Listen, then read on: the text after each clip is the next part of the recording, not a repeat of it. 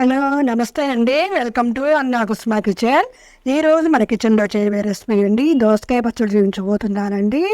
చాలా ఈజీగా నిమిషాల్లో చేయొచ్చు. చాలా టేస్టీగా ఉంటుంది.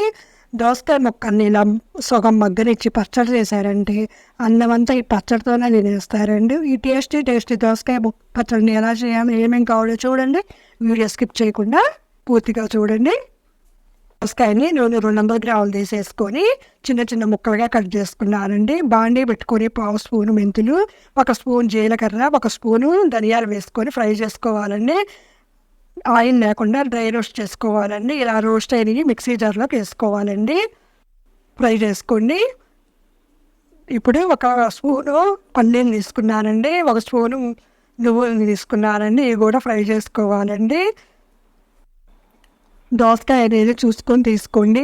కట్ చేసి చేదు పండు ఉంటే తీసేసుకోండి, చేదుగా ఉంటే తీసేయండి. చూడండి, ఇవి కూడా ఒక మిక్సీ జార్లో తీసేసుకుందామండి. ఈ దోసకాయ పచ్చడి రైస్లోనే కాకుండా చపాతీ, రోటీ, పుల్కాల్లో కూడా చాలా బాగుంటుందండి. 1 స్పూన్ ఆయిల్ వేసేసి అదే బాండీలో 15 పచ్చిమిర్చి వేసుకున్నానండి. కొంచెం కరివేపాకు వేసేసి ఫ్రై చేసుకోవాలండి. ముక్కలుగా కట్ చేసుకొని వేసారంటే చిటపటలాడకుండా ఉంటుందండి. కొంచెం కలర్ మారేంత వరకు ఫ్రై చేసేసుకొని ఇవి కూడా మిక్సీ జార్లోకి వేసుకోవాలండి. పచ్చిమిర్చి అనేది టేస్ట్ని బట్టి వేసుకోండి. ఇప్పుడు దోసకాయ ముక్కలు కూడా వేసేస్తున్నాను. ఇవి కూడా మగ్గనిచ్చుకోవాలండి. సగం మగ్గనిస్తే చాలండి. టేస్ట్ చాలా బాగుంటుందండి. 2 టమాటాలు, 4-5 రెబ్బల చింతపండు వేసేసి మొత్తం మిక్స్ చేసేసి అంతా ఉప్పు వేసుకొని మగ్గించుకోవాలండి. ఈ ప్రాసెస్లో చేశారంటే కూరలన్నీ పక్కన పెట్టేసి ఈ పచ్చడితోనే తినేస్తారండి. అంత టేస్టీగా ఉంటుందండి ఈ పచ్చడి. చూడండి, ఇలా మగ్గనిస్తే సరిపోతుందండి. చాలా త్వరగా అయిపోయే రెసిపీ అండి. చూడండి, చక్కగా మగ్గింది. టమాటాలు అయితే పూర్తిగా మగ్గినాయి.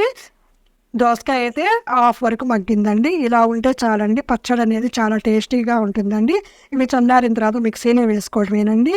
అంతలోకి పచ్చిమిర్చి అవి 4-5 రెబ్బలు, వెల్లుల్లి రెబ్బలు, 1 స్పూను ఉప్పు వేసేసుకొని మిక్సీ జార్లోకి వేసుకున్నామండి. చూడండి, అలా వేసుకున్న తర్వాత దోసకాయ ముక్కల్ని సగం వరకు మిక్సీ పట్టుకోండి.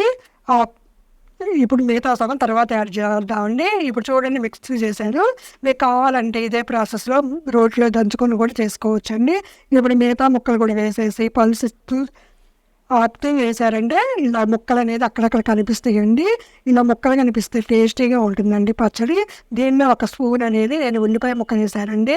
చాలా టేస్టీగా ఉంటుందండి. అది కూడా ఒక్కసారి మిక్సీ పెట్టి పక్కన పెట్టేశాను. అదే బాండీలో ఆయిల్ వేసాను. 2 స్పూన్స్ ఆవాలు, మినప్పప్పు, జీలకర్ర, పచ్చిశనగపప్పు వేసానండి. ఆయిల్ ఫ్రై అయిపోయిన తర్వాత కొంచెం నెయ్యి వేసుకొని తిన్నారంటే రుచి మామూలుగా ఉండదండి. చాలా టేస్టీగా ఉంటుంది. 5-6 వెల్లుల్లి రెబ్బలు పచ్చాగా దంచి దీనిలో యాడ్ చేసుకొని కొంచెం కరివేపాకు వేసి కొంచెం ఫ్రై అయిపోయిన తర్వాత పచ్చడి అనేది దీంట్లో వేసుకోవడమేనండి.